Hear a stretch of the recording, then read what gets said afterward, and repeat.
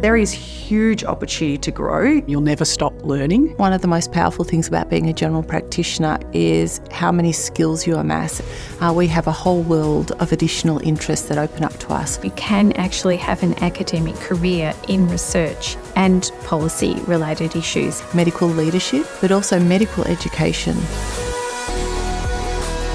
I've recently become involved in education through RACGP, so I've just been appointed a medical educator. Myself, I actually involved a lot in aged care facilities. I'm doing a lot of palliative care. The love was really medical education. I took up a lot of positions with the College of General Practitioners, and it seemed like one job led to another.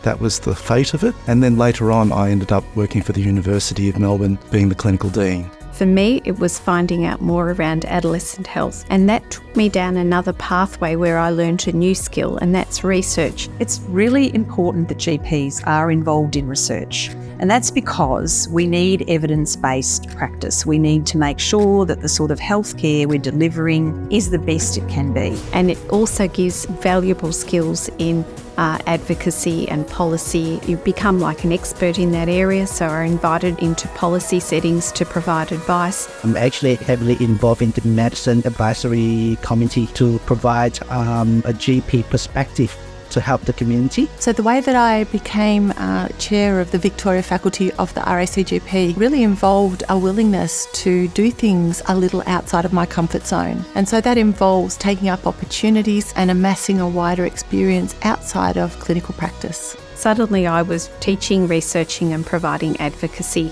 which ultimately led to more leadership roles, then into a position where I could lead a department of general practice and primary care. As a result of being a head of department of general practice and primary care and having experience in research, teaching and advocacy and clinical medicine, it was a good set of criteria to be the chief GP advisor.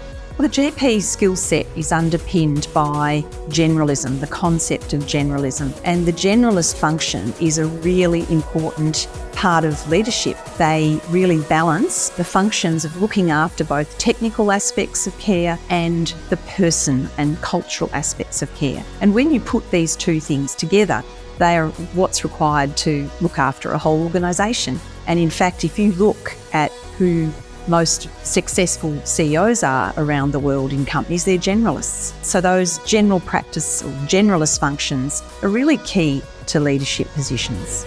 So there is nothing faint-hearted about general practice. You don't need to be inside of a hospital to do hardcore medicine.